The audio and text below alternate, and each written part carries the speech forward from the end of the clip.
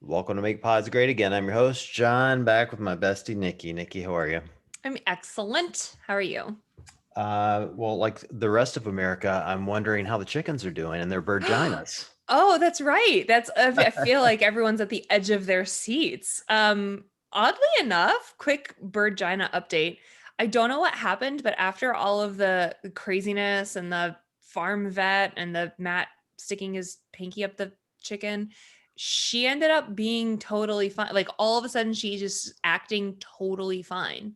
So we put her back out in the coop and she's been 100% fine. Maybe she's just playing hard to get. That's why she's fine now. I think she just wanted some attention. It may, yeah, well, she got it. Farmer Matt. Two knuckles worth, apparently. 2 inches in, Right, all the way in. right, But she's right been now. fine. But she still hasn't laid an egg. So if there's any Oh, chicken experts out there that can tell me what the hell was wrong with her, that'd be great. Thanks. right now, our guest, Steph, the Hammer Roach, is going, what the hell are they talking What the about? hell are they Steph, what's doing? going on?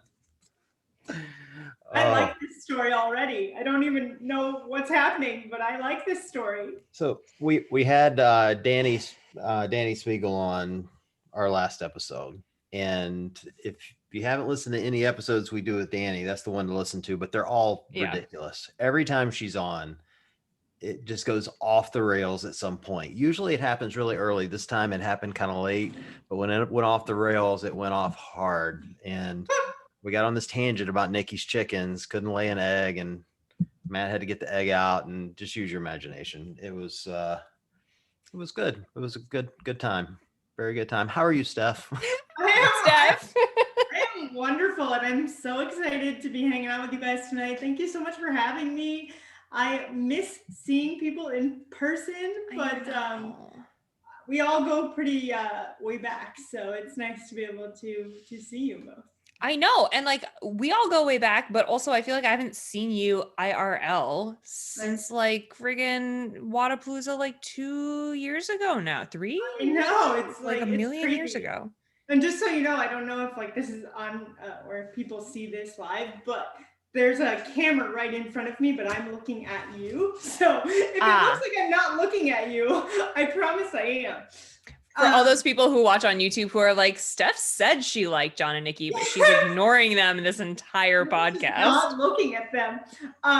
But yeah, it's crazy. It's been like so long already just to feel like we're in this virtual world, and I feel like I do this every day, and I'm so grateful for what I'm able to do. But this year has gone by kind of just like in the blink of an eye a little bit, and you're just like, where is life? What is life right now? What is life? I bet for you too, Steph, because you've had like a bunch of life changes recently on top of all of the craziness that sort of already was 2020 and all the crap that we've been dealing with. You had a move, you are still rocking and rolling in your own business, you got married. Like, I want to dissect all the things that have been going on in your life over the last year. But before we even get to the specific details, I kind of just want to introduce you. Like, if people are relatively new to Steph the Hammer Roach, can you just kind of give a little couple lines about who you are? And you're like an accomplished adaptive athlete and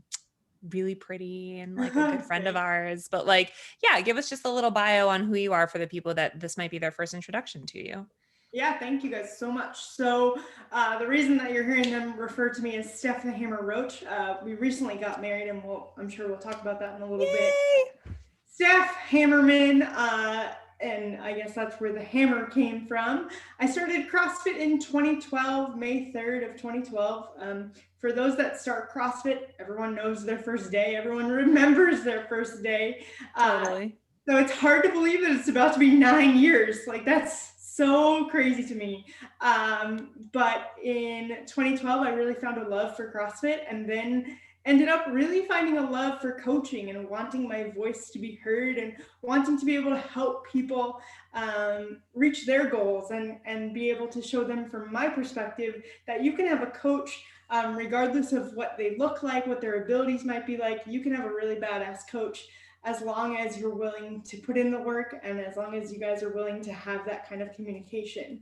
So in 2013, I was able to actually become the world's first female with cerebral palsy to become a level 1 trainer. And then in 2014, got my level 2 certification. Super proud of that. And it's just been an amazing ride in the last 9 years, helped create adaptive divisions for one of the largest competitions in the world with Wodapalooza. And that's kind of taken off in a little bit of a different direction, which is wonderful. And there's just a lot going on. So yeah, from beginning in 2012 to where we are now, it's pretty hard to put into like a 2-sentence kind of thing, but it's been an amazing ride. My one sentence is, wow, we're old. Like, we've now been doing this for so long that we can be like, I've been coaching for a decade, basically, and we're old as fuck. I always find it weird when somebody says they started the same year I did, because I feel like I've been doing it forever and ever and ever. And then when other people, I find that other people have been doing it a decade. I'm like, I'm not alone. This is great. I'm not alone in my plateaus. Well, it's also, it's funny to like hear Matt Fraser do his interviews, because he really like got involved, I guess, in 2014 he got super involved. So like to know that there were 2 years that we were doing this really before he came onto the scene, it's kind of cool to have been able to have watched all of that too. The year I started Steph, I this is before they were streaming the games, and or they maybe were, but it just wasn't as readily available to everyone. I mean, we were still doing MySpace, for God's sake. So, yeah, for sure. Yeah. So that year I was so new to CrossFit, we all decided to go to the Arnold down in Columbus. It's like 2 hours from here. Right. And so a bunch of us from the gym piled in a car, as only CrossFitters can do. We drive down there, and they had this tiny little CrossFit exhibit.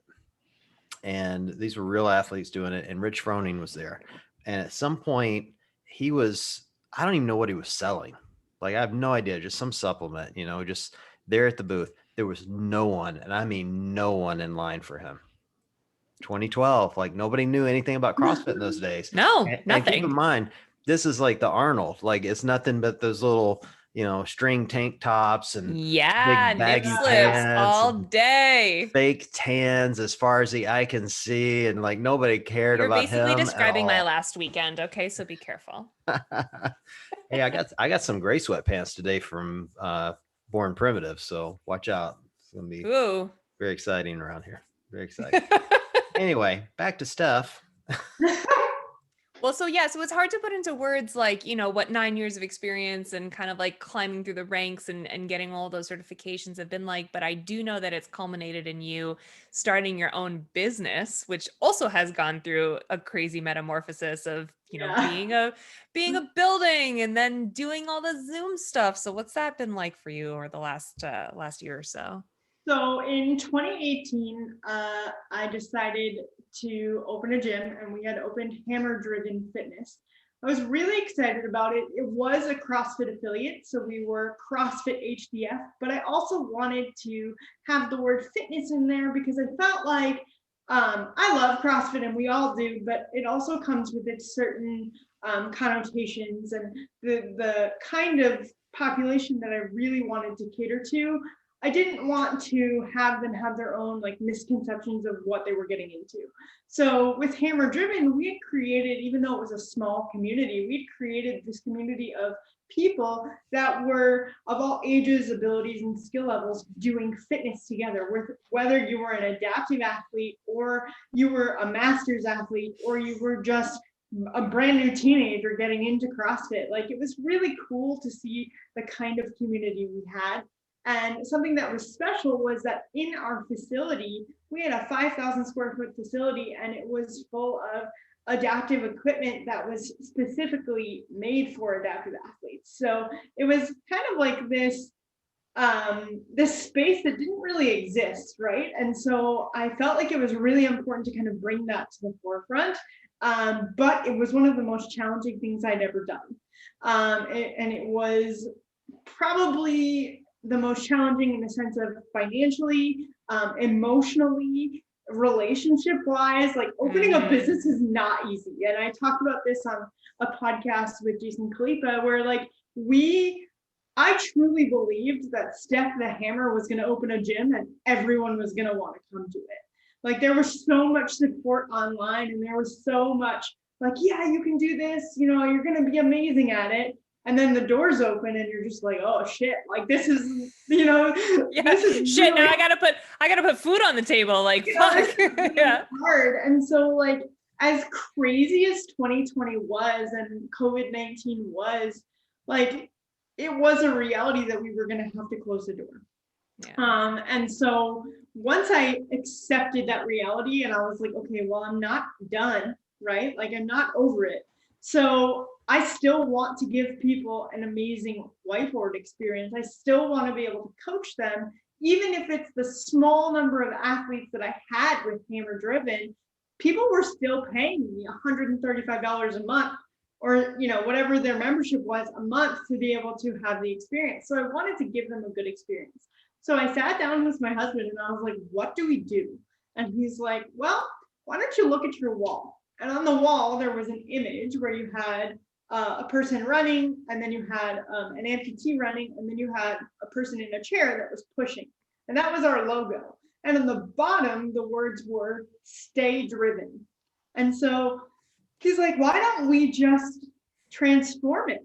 And we'll go staying driven. We'll take Hammer Driven and we'll just continue it. And we'll continue with staying driven.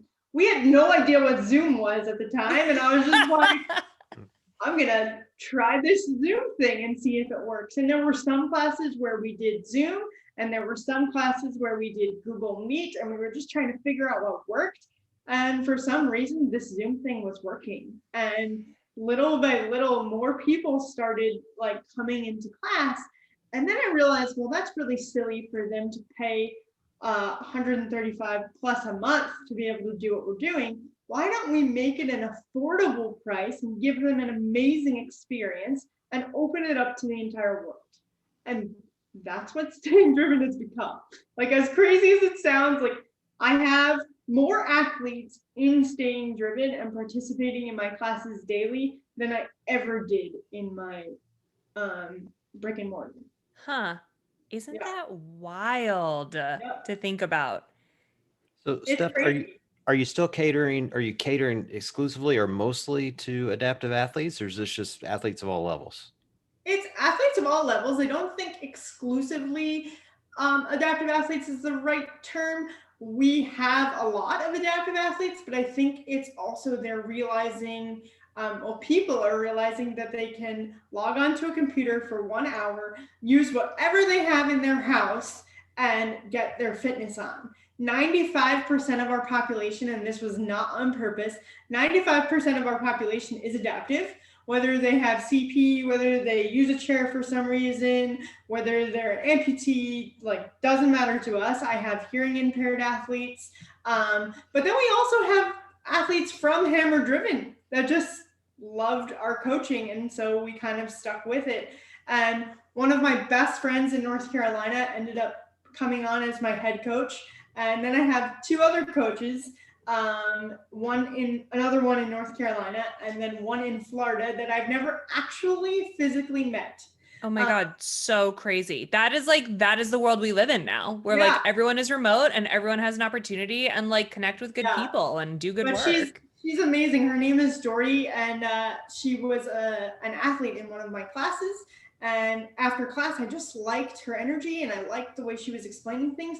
And I realized she was a physical therapy student. And I was like, how cool is that? Mm-hmm. So I interviewed her after that class, and it's been probably 7 months since then. So she's been working for us for about 7 months, and we've never physically met. So funny. Yeah. I think I've learned during the pandemic that's actually my preferred method of relationships at this point. Is like, we don't have to meet in person. We can just do a Zoom call. That's fine. Yeah. All my girlfriends who are like single and trying to figure out how to do this like online dating thing in the midst of the pandemic, where like you don't actually want to like meet strangers or like be in an enclosed space with new people. I'm like, maybe this is good for you. Maybe this kind of like very distant virtual relationship is exactly what you need. No responsibility. Yeah. I am interested in the virtual coaching aspect, particularly the difference between coaching an adaptive athlete and a non-adaptive athlete. It's been my experience from working with the adaptive athletes that they're the most irreverent group out there. Like, super funny, like nothing can offend them. So I could, like, in my mind, they would be the most fun to coach, but I'd be interested in your perspective. Like, do you find differences between the two groups? Is it all the same? Like, what's it like coaching such a diverse group of athletes? Well, if you think about it on this screen right now, even you and Nikki, if I were to have you guys in a class, Nikki's pregnant, right? And your abilities might have to be scaled. Right? Might have, girl. Have you seen me try to bend over? No, but and I think that's what's really cool about the community that we have built is we talk about our athletes, and all of our coaches know this, is we'll go, if you're a standing athlete today, you're going to do XYZ. If you're a seated athlete, you're going to do XYZ. And that kind of breaks it down to where they now know what movements are going to work for them. And then we further specify, okay, maybe today's not a great day for Nikki and she's going to sub even further, right? But we'll always have like the, like a quote RX or something that they're trying to reach to, but we're always going to break it down to, if you have the ability to stand, then you're going to stand. If you're a seated athlete, you're going to do this, right? And so I think it's given them a really good way of understanding, like, this is what I'm going to do today. This is what Steph's going to do today. And we just all come together for 1 hour and we have a great time. Now, it can be challenging when you have, I've had upwards of 25 people on a screen and 25 people have 25 different abilities. Yeah. But it's no different than at a whiteboard, you explaining the workout 7 times and somebody going, so what are we doing?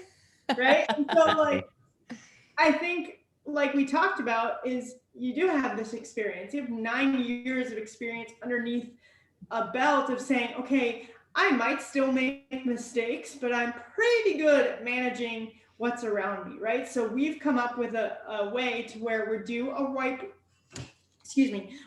whiteboard brief, and then, does anyone have any questions at all? Like does anyone have to go pee? Now is the time. So, I think it's been pretty cool that way. The biggest thing about staying driven that kind of separates separates us in a sense.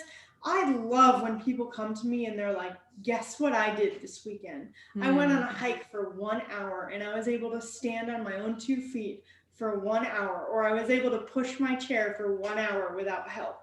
And to me, that's what this community is, right? We are not necessarily a CrossFit affiliate, but I will always be deeply rooted in the methodology, right? I will always be so proud of the way that it's helped me, that why would I ever try to badmouth it or talk negatively or not want to use any of that methodology moving forward.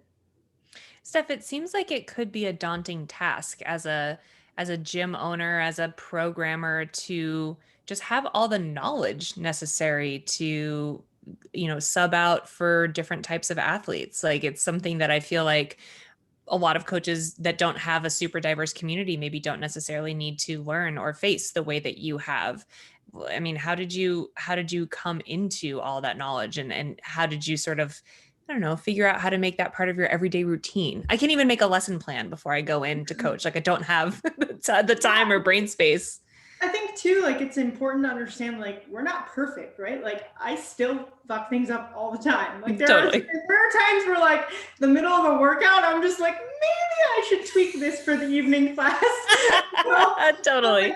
There are still things where I'm just I'm not perfect, right? I'm not a programming guru or anything like that. But I think you just kind of learn in the sense of you learn your community and they learn to trust you. Just like if you were to give an athlete, a brand new athlete, and you were to say to them, I'm Coach Nikki, they're coming in with stars in their eyes. They not to say they don't know anything different, but if you go in with confidence, they're going to come out with confidence, right? Totally. So even if I screw something up, which I do all the time, especially at 5 a.m,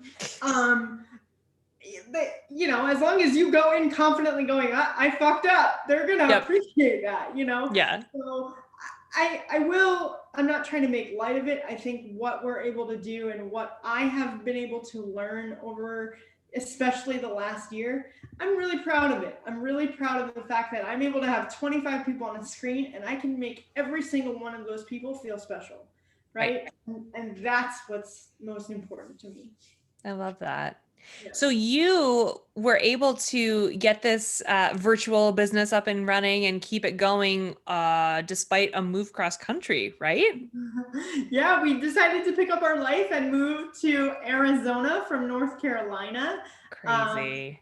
My grandparents live out here, and when COVID had first started, we weren't sure the next time we were going to be able to see them. And like, as sad as that sounded, like, I wanted to be around, and we don't have children. We have a dog. So we picked up Hexie and we moved across country. And honestly, it's been the best experience. So it's been really cool. Well, and somewhere in all of this, you also competed in the Open because I kept seeing your name on the leaderboard. Ooh. I did compete in the Open. You probably didn't see my name on a leaderboard in the CrossFit world because I actually made a leaderboard for Yes, that's right. division. But I might have ruffled a few feathers. I never meant to, but I felt it was important for the scaled athletes to be seen and be heard. And so right alongside CrossFit, it was never in competition with CrossFit. I wanted to release workouts that the scaled athletes, because I am what I call a forever scaled athlete. And I'm really proud of that. I wanted them to be able to put themselves up on a leaderboard and see where they fall. So the adaptive division is a huge deal for CrossFit, and moving forward, I know that they're working really hard to have a scaled division, but it was really important to have one this year. How do you feel about it this year? I heard some people raving about it. I heard some critiques. Just like, what was your overall experience or just viewpoint from how the scale division went?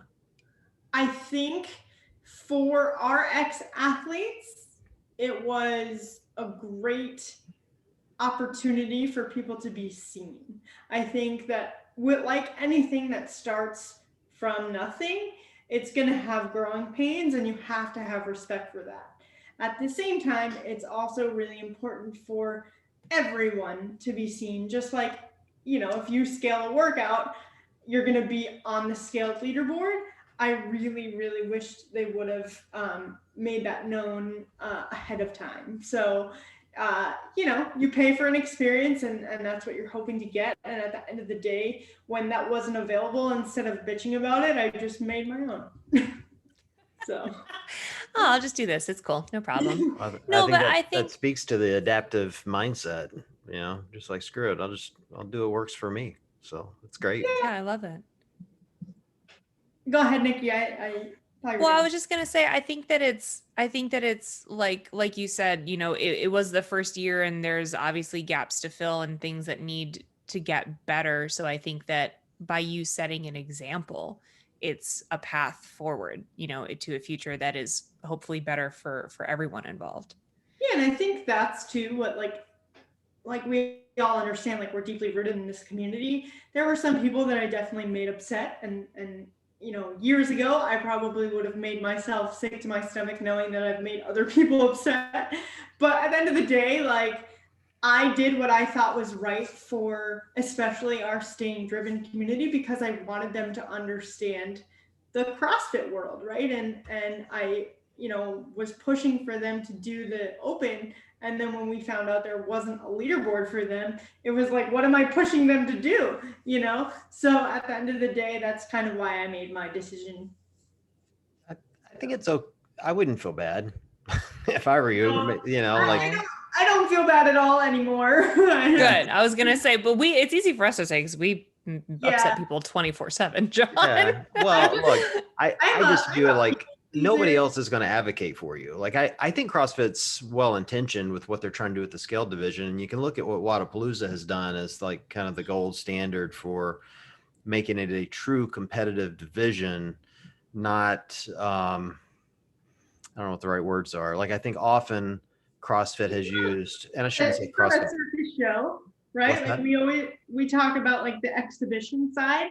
Yeah. The first few years of Wodapalooza, you have to understand, like I worked hard to start it, but like Chris Stoutenberg and Wheelwad, he was the one that made it competitive, right? He's one of my greatest friends. I'm like super proud of everything he's done, but like that's what makes it competitive, right? Is having somebody that understands that competitive mindset.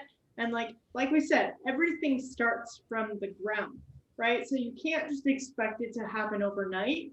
But at the same time, like if there was a gap that needed to be filled, I'm glad that I filled it, because at the end of the day, hopefully next year I won't have to. Yeah. Oh, well, I'm glad you filled it. I had people reaching out to me going, "Hey, you need to say something." I'm like, "The hell I do." Like, I'm not jumping into this can of worms. I messaged Logan and I'm like, "Hey, are you on this?" He's like, "Yeah, we're on it." I'm like, "Okay. I'm not Good. jumping into this. I'm gonna let you guys fight the battle. If you need my help, let me know. But I'm not starting a can of worms." Yeah.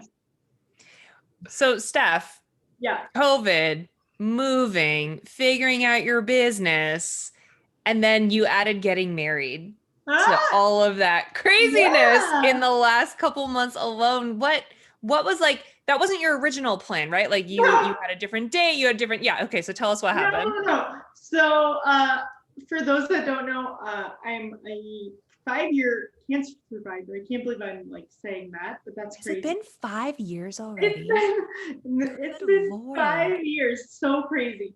But everyone had joked because Ty and I have known each other for almost 6 years, and we were dating about 5.5, or we were dating about 5 months when I had gotten sick. So he'd moved with me to New York. And so like from the minute that we started dating, people were like, "When are you guys getting married?" Right, of course. And so when we moved to Arizona, we were on our way moving to Arizona. I remember my mom calling me and my grandma calling me and being like, "You can't cross state lines until he proposes to you." And I was like, "That's not my deal." Like you just like, they were all joking, and like they just were like, "When is this gonna happen?" I had no clue. But we were driving from North Carolina, and we had ended up in New Mexico. We had probably like one more day of driving. On July 2nd, we were in New Mexico, and I am a huge fan of the movie Cars. Super cheesy, but I'm totally on board with this. And we were driving through New Mexico, and one of the scenes, it's called The Window. I don't know how to say it in Spanish, but it looked like a scene from Cars. And I was in the car behind Ty because he was driving all of our stuff. So he had like a big moving truck, and I had my van and Hexy in the car. And so I had called him, and we had really spotty service, but I had called him, and I was like, "Babe, look to your left." And you look to your left, and there were just like beautiful structures and mountains. And I was like, "We need to like stop." And he's like, "You know what? Why don't we take some family photos?" And I should have known at that point, because he never wants to take family photos with a dog. Okay, it's not his thing. So I was like, okay, like that's really cool. So we pulled over to the side, and he had gotten down on one knee, and he normally always does that when we take photos because he's 6'3" and I'm really short. So he got down on one knee, and I was paying attention to Hexy, and he was like, "Hey babe, can you hold this for me before we take the photo?" And I looked down, and the ring was in his hand, and I said to him, I go, "That's not mine." And he was like, "Yeah, it is." So we got engaged. It was the greatest day. Nobody knew anything. Everything was a huge surprise. And then when we got here, we just started, understanding some financial things, and it was better for us to legally get married and a lot sooner than we had anticipated. And so we actually got legally married in December. So I know, because I remember getting the text from you that like, "This happened. Can you believe it? Oh my God." And I think I still in my heart will always refer to Ty as the power tool forever, which is the original power tool. which is his Instagram handle. And the first time I ever met him, I was like, oh, Steph's here. Cool, cool, cool. Oh my God, the original Power Tool's here too. OMG. And I like didn't even like know his real name at that point. But anyway, I remember when you texted me and you were like, a picture of the ring, and you were like, holy shit, this happened. Like, save the date. We're going to do this wedding thing. And I was like, yeah, I'm so excited. Sounds great. And then like the next text I got from you was like, just so you know, we got married. And I was like, oh yeah, that's very 2020. Right? Like, I feel like that's what everyone is doing. I mean, my brother did it, and you know, it's been a crazy year, but I couldn't be happier, and I'm super. Yay. And how does Hexie feel about all of this? Most importantly, he is so excited. You know, I tell her all the time she had his last name before me, so now we're, you know, officially a family. She was the original Roach lady. She was the Hexie Roach. So she's always gonna hold that over your head, just so you know. It's she's almost 4, believe it or not. That's no. Good Lord, where has time gone? I know. Can we add Hexie to the baby name list? Oh, is Hexie a boy name? Can it be a boy name? Hexie, yeah. Well, Hexie is named after Ron Hextall from the Philadelphia Flyers. So he was one of the greatest goalies of all time, apparently. So I don't know anything about hockey. So. I don't know. She admits sheepishly, I'm sorry, I don't know anything about hockey. I wanted the dog, so I let him name her. Deal. That is always the deal.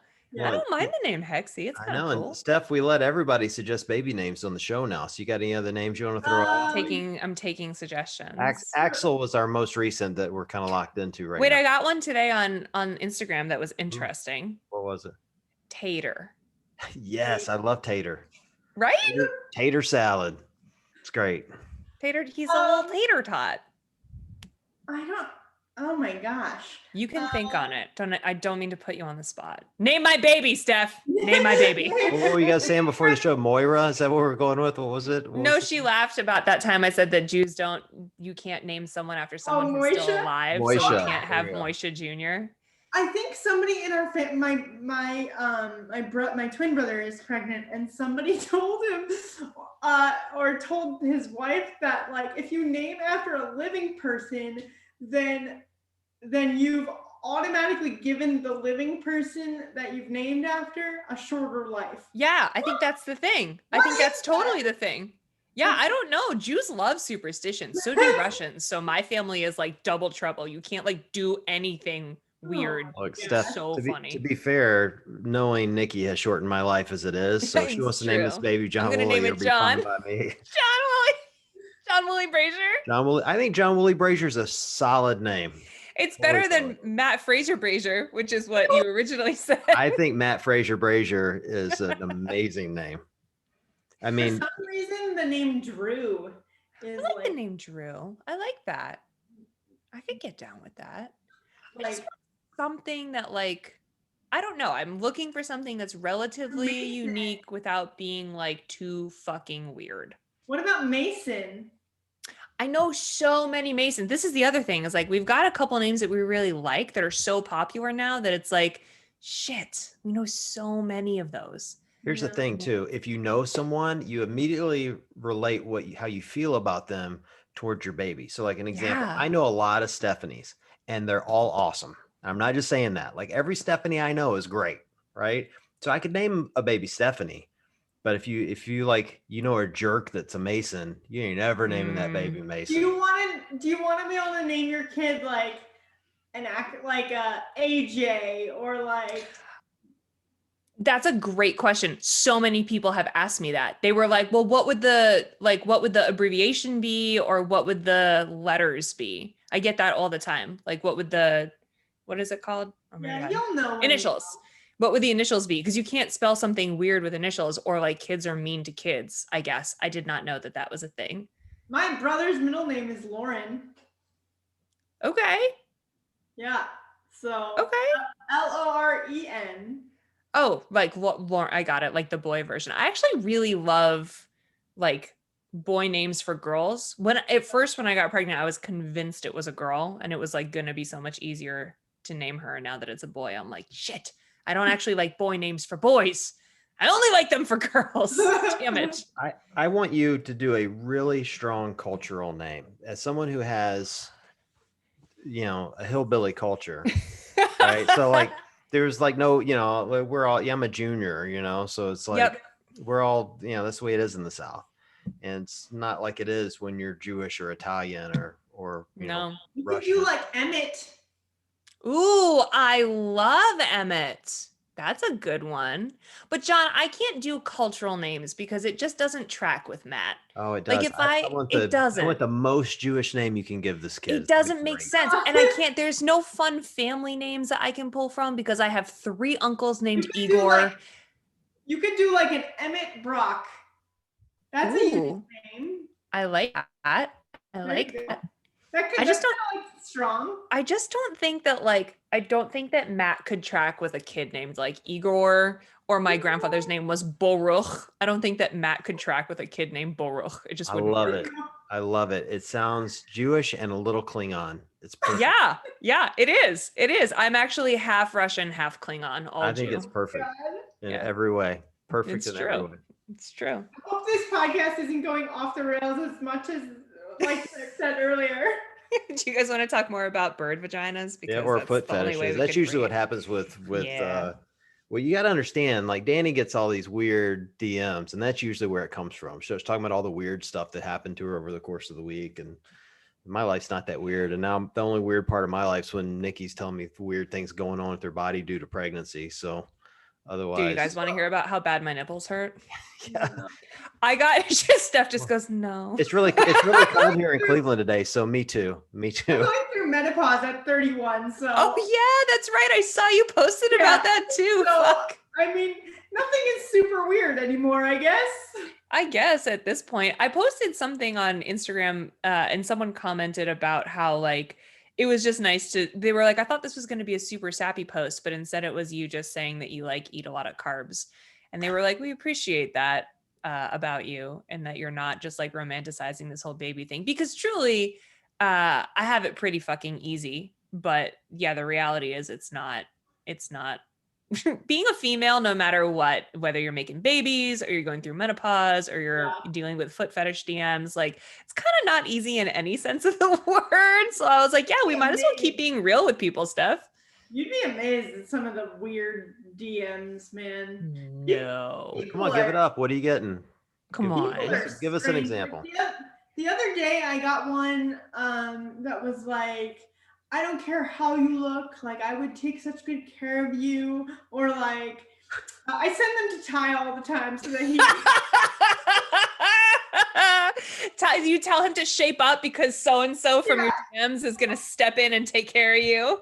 So I had this one guy and he kept telling me that he was Indian and how he would give me like the best life in India and I should just leave my husband. So what I did was I gave him to Ty and I let Ty talk like it was me for like probably an hour. But like some people, I don't know, the biggest thing like that we get that's kind of like weird is people will either want to know like how I don't know, how I get dressed or like how I do daily activities or ask about our sex life, which is weird. And like, people are just curious, and I understand that curiosity gets like the best of people, but like sometimes I feel like people can say whatever they want in the DMs because they think like, oh, it's just behind a keyboard. Like a guy told me I was fat last week.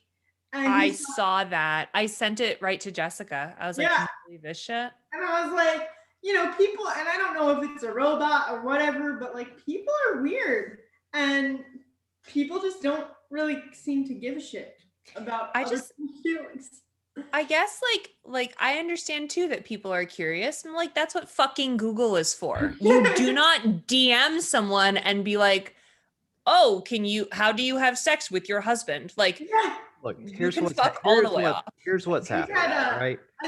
I think like the weirdest encounter we ever had, we were in New York, we were in a grocery store, and this man, a lot of people put their hand on my head, like they want to pray for me. What? So yeah, I had this guy put his hand on my head and tell me he wanted to pray for me. And I was like, please don't touch me. And then he went over to Ty and was like, are you with this woman? And he was like, yes, this is my girlfriend. And he goes, I just have to shake your hand because you're just such a good man for being with her. And I was just like, oh, okay. Well, Are you kidding me? I would have slapped a man in public. that's what people have done to every girl I've ever dated. Everyone. They go to Well, the girl that's and justified, they John. shake her hand and they go, thank you for dating him when no Yeah. one else would. But yeah, That's justified. people That's are interesting. holy shit. Yeah. And that's like, isn't that the biggest case of like, that dude was so dense, you can't even help him. Like, you can't even like be mad because you're like, shit, he's like trying to like come from a good place, quote unquote. And he's just so ignorant that you idiot. can't even fucking help him. There are people that want to, like, I had a lady in the airport, and all she wanted to do was pray that I would be fixed.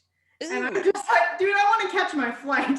Like, you know, I So, think that if that happens again, Steph, do me a favor. Say, listen, I'm fine, but John Woolley's right shoulder is kind of fucked up. If you could pray for his ass, please. If you wouldn't mind throwing a few prayers and maybe even get his hairline back, that'd be great. Like, oh, you know? man, this is, yeah, people, I don't really understand where that like comes from, but it happens way more than you think.